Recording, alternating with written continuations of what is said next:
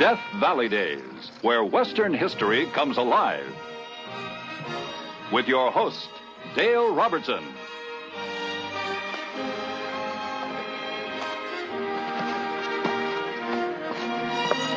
Stories of the Old West are stories of hardships and adventure, of dreams and of courage. Stories of the American pioneer are all a part of our past, of our heritage. Money was a big problem for wealthy Texas ranchers in the early frontier days. There were no banks. There were plenty of bandit gangs operating along the border. One very wealthy rancher was raided by such a gang. But though they massacred the entire family, the bandits never found the treasure. For many years, hundreds of people hunted and dug, but all they ever found was a strange figure the rancher had built on a nearby hill. A figure made of mud and sticks, and they called him the Mezcla Man.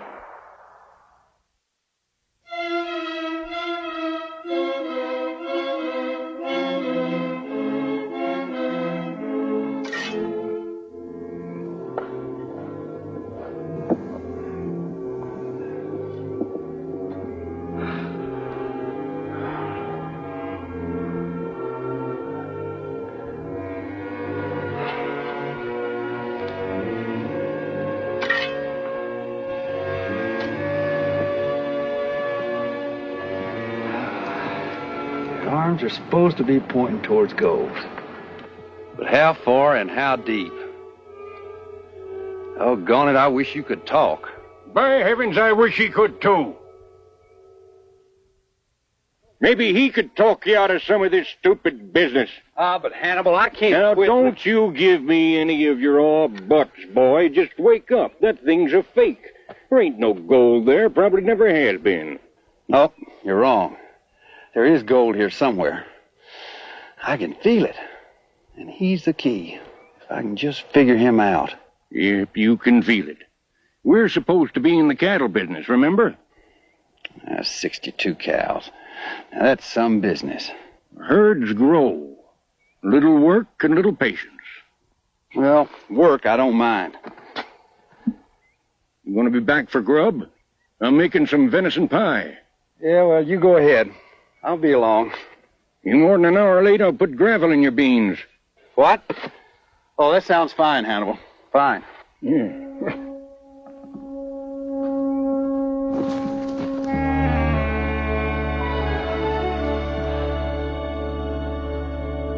Jess? How come I got to learn two kinds of letters?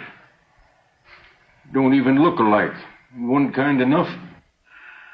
No, printing's fine, but you need to know writing, too. Well, give me a reason. All right. Now, how's this? When I find that Mezcla Man's treasure and buy us the biggest ranch in Texas, you're going to need to know how to write out checks and how to sign all them big Army beef contracts. Well, that's the case. Sure ain't no hurry. Now, listen, you stubborn old goat. I ain't gonna have no partner that's too ignorant to write his own name. Well, I don't see why not. I'm putting up with a partner that's crazy about a pile of mud and sticks.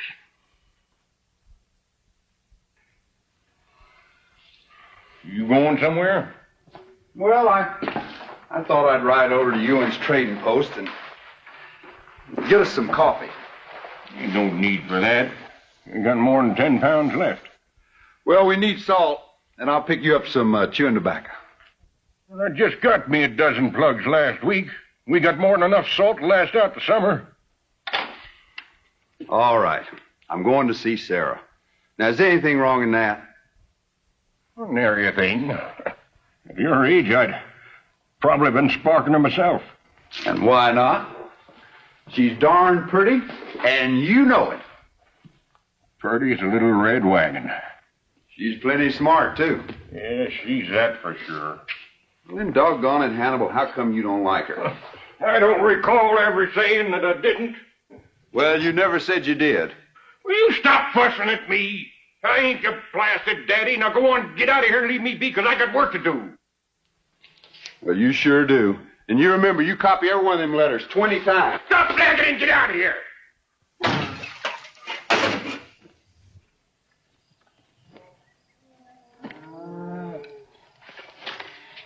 He's late.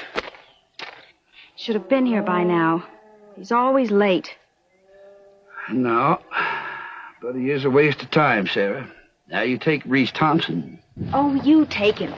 He's bald and fat and 50 if he's a day. And rich enough to buy you all them fancies you got such a hunger for. There's nothing wrong with a girl wanting a few nice things. No, not if you can get them. You could if you married Reese. And stay right here in this valley for good.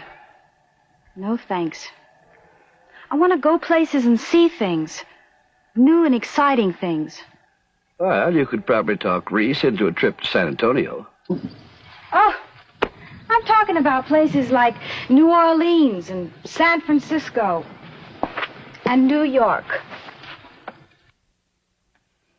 And you're going to get there with a 2-cow rancher like Jess Ivy. I will when he finds that Mezcla Man treasure. Jess loves me. And if he doesn't find the treasure? He'll find it. He just has to.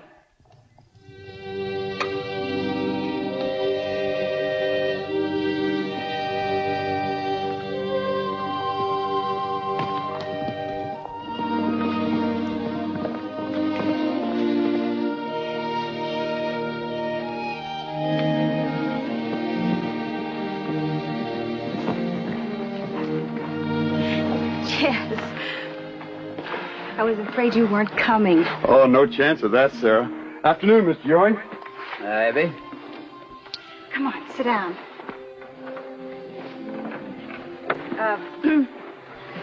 Papa? Hmm? Oh, yeah.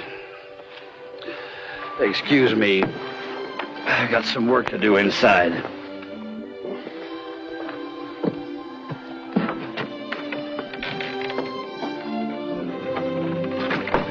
Don't mind him. Here.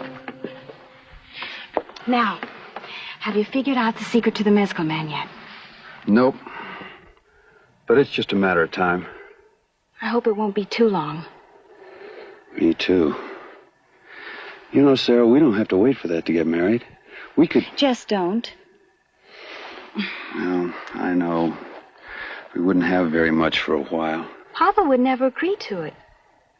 Maybe not, honey, but you're of age. He can't say anything. Just no.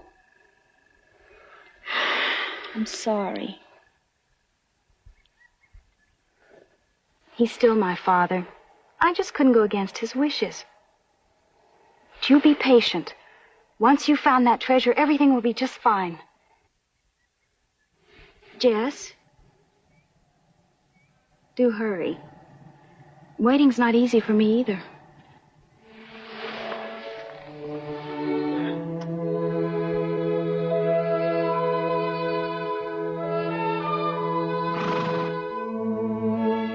This ought to take down that swelling.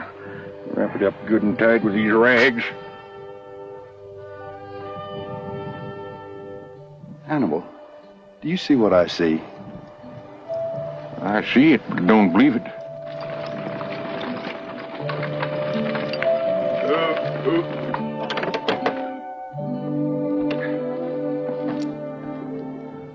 Good afternoon, gentlemen. My name is Harold Graves III. Third what? Why, the third Harold Graves, of course. You mean there's 3 of you? Sir, I'm referring to my grandfather, my father, and myself. Oh, I got you. Me, I'm Annabelle McCall. This here's my partner, Jess Ivy. I reckon we're firsts. First? Oh, I see. I'm sorry to have interrupted your work, gentlemen, but I guess I've lost my way. Well, ain't you sure? Well, of course I'm sure.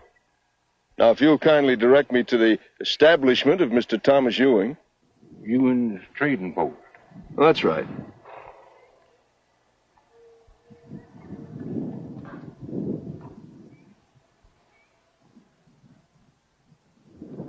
Are you some kind of a friend of theirs? Well, heavens, no. I never met the gentleman. But I understand his trading post serves the entire valley.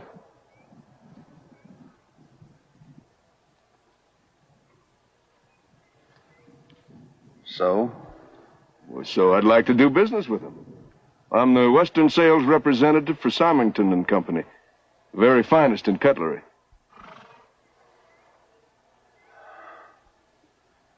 Oh. Well, in that case, you just stay on this road and till you get to the fort. Then you turn to the right about, 4 miles. Well, thank you. Mr. McCall?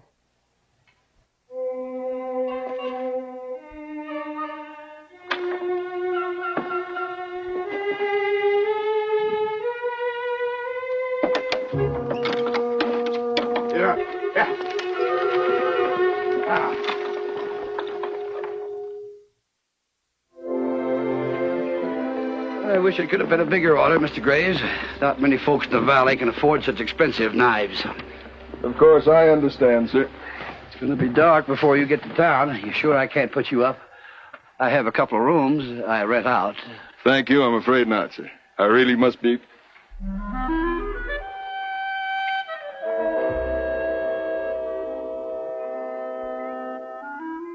Mr. Graves, this is my daughter, Sarah. Harold Graves III at your service, Miss Ewan. Thank you, sir.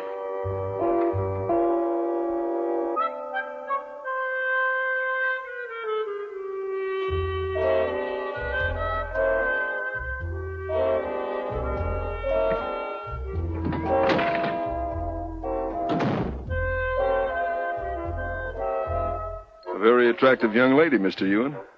Yeah, too much so, I'm afraid. Goodbye, Mr. Graves. Goodbye, sir. I'll have your order shipped right away. Oh! Here. Oh, Graves. My hip. Oh, I'm Here. afraid I wrenched it. Oh, easy now. Oh, put your arm around me.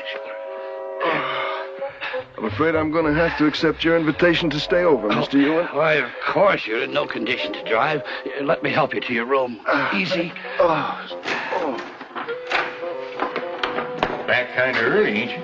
Oh, that pretty dude's still there. Well, you sure must have hurt yourself. My foot. He's no more hurt than you are. He's just faking it so he can hang around Sarah.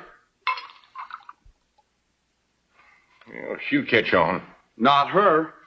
By the way she's fussing over him, you think he's some kind of wounded hero. Well, some women just like to fuss over a man. He's all the time filling her up with a lot of fancy talk about how he's going to get a promotion and have a big house and servants.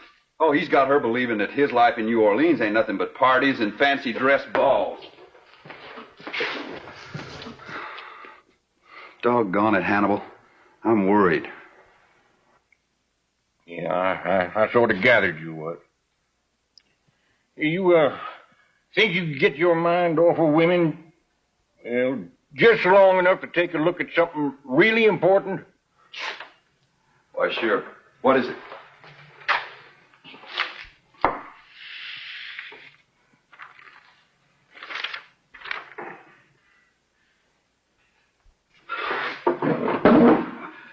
Why, Hannibal, you've written your whole name and not a single mistake.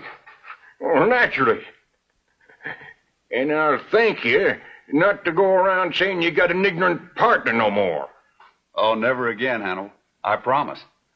And you know, if you keep your practice up, pretty soon you'll be writing whole letters. Well, that's a problem. How's that? None of my friends can read. Plumb ignorant.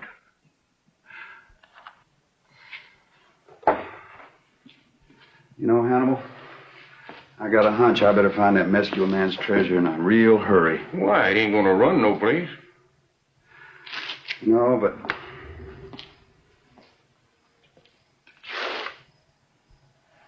Hey, you remember that tree that stands right in line with his left arm? Yep.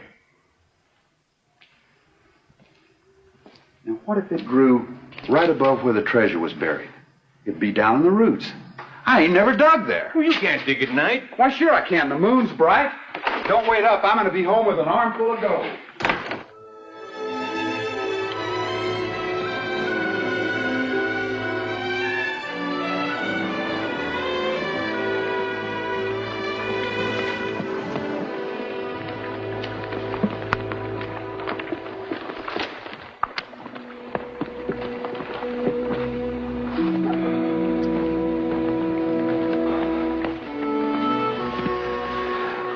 Don't say it.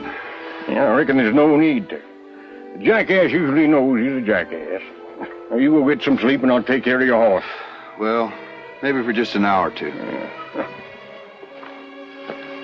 If it ain't gold, it's women. If it ain't women, it's gold. Well, I tell you, horse, man ain't got no sense about neither. My dear, you are simply ravishing today. I can hardly wait to see you entering your first ball. Well, you are going to take that New Orleans society by storm. New Orleans? What would I be doing in New Orleans? Well, you'll be there as Mrs. Harold Graves III. You'll be charming all the right people, helping your husband to rise higher and higher, and blinding the eye of every man with your beauty as you ride through the park. You mean my very own buggy? Well, of course, your very own buggy, with a manservant to drive you. Harold, you make it all sound so wonderful. I haven't even started yet, darling. You just say yes, and there's many, many things I want to do for you. I don't know, Harold. Even with your promotion, you won't be... Well, that's only the beginning. With you by my side, Sarah, in a year I can be vice president, and then we can have everything that we ever...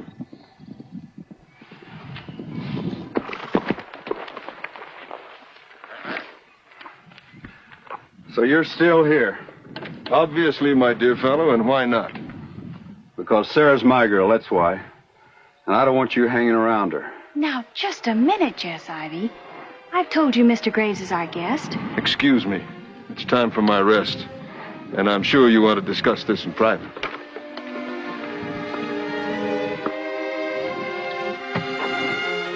I'm sorry, Sarah. But what do you expect when I ride up and find him hugging you right out here in the front yard? Oh, he wasn't hugging me. And what if he was?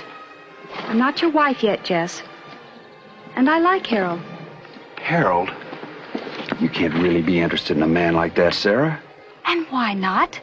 At least he offers me something more than a silly dream about a treasure.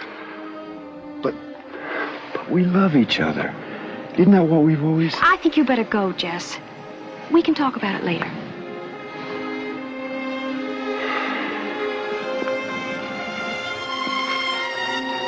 It's not a silly dream, Sarah. I'm going to find that treasure, you'll see. And then I'll offer you 100 times what that drummer can.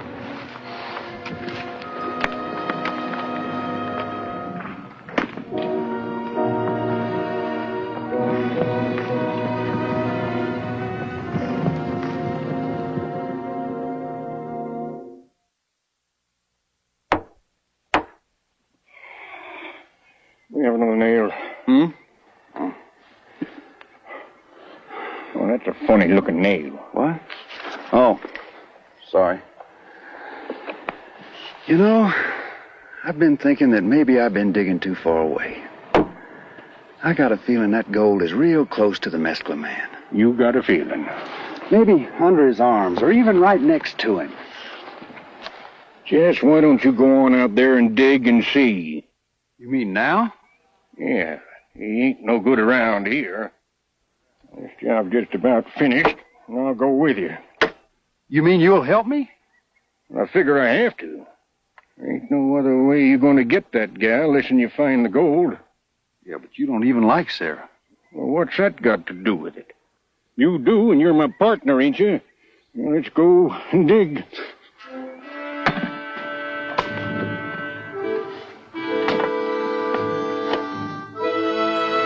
Annabelle, we're getting close to it, real close. Yeah. I tell you we are. Well, I can just almost... Let me guess. You can feel it. Well, you go ahead and laugh. But I do. I can feel it just as plain. It's kind of a tingling in my bones. Don't you feel that? Nary a tingle, boy. The only thing I feel is a lot of new aches. Oh, I'm sorry, Hannibal. Why don't you stop and take a rest? I keep forgetting you're old. Who's old? Blast it, I can keep up with you any day of the week. I'm not a day over 50. Maybe less than that. I'm barely in my prime. I know it. Well, I'd have guessed 40. Well, you needn't lie about it. I do admit I don't recollect exactly when I was foaled. Well, it don't matter, Hannibal. You're still plenty man, and I know it. Well, you better know it. But, you know, It is getting late, and it's time you went home and started throwing us together some grub. Unless, of course, you want me to do the cooking tonight. No, thank you. I tasted your cooking. I'm going.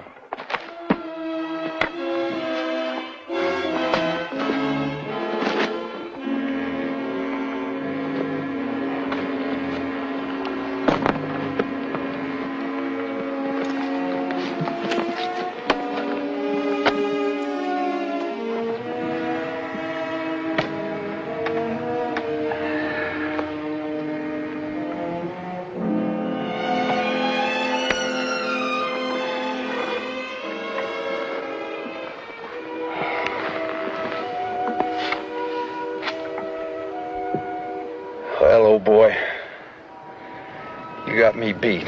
You know that? For 2 years, I've been slaving out here trying to figure you out. And I ain't found one thin dime. Not a penny. Now I'm about to lose my girl. And you just stand there laughing at me. And you are too, aren't you? You're laughing at me. Hannibal was right. You ain't nothing but a big fake. You're just a big liar. You're nothing but a fat, stinking liar, and you ain't gonna laugh at me no more. No, no more.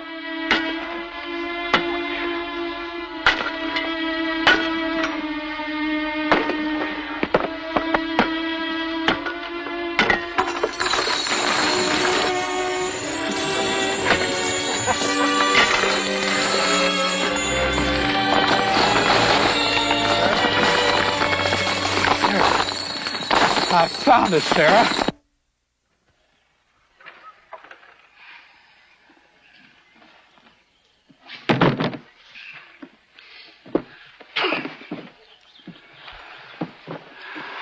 Sarah, are you sure this is what you want? I'm sure. Well, what am I going to tell Jess? Oh, I don't know. Tell him anything you can think of. Well, never mind. You can tell him yourself. Sarah, Yes, I'm so glad you came before we left.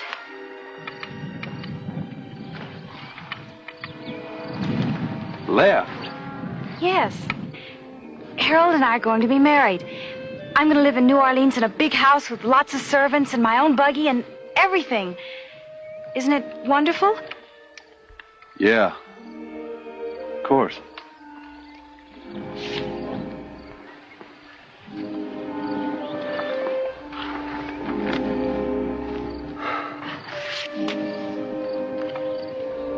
Funny, I thought... You know, all this time, I thought you... Jess, let's not remember a lot of silly talk from the past. You're right, Sarah. There's no point in that. I reckon the only thing left for me to say is, congratulations. Oh, and, let me give you all a little wedding present. I say now, that's not necessary. Oh, no. I insist.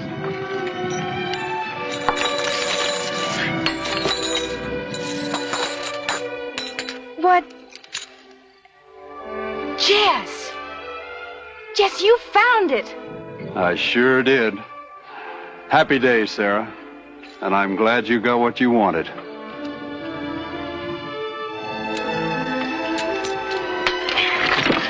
But Jess... That's enough, Sarah. Forget it. Oh, shut up!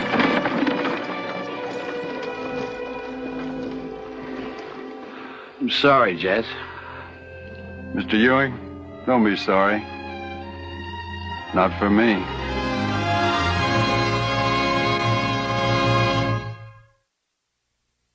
So the mystery was finally solved, and the Mezcla Man himself turned out to be not only a liar, but a kind of overgrown piggy bank, and one of the strangest treasure stories of our frontier West.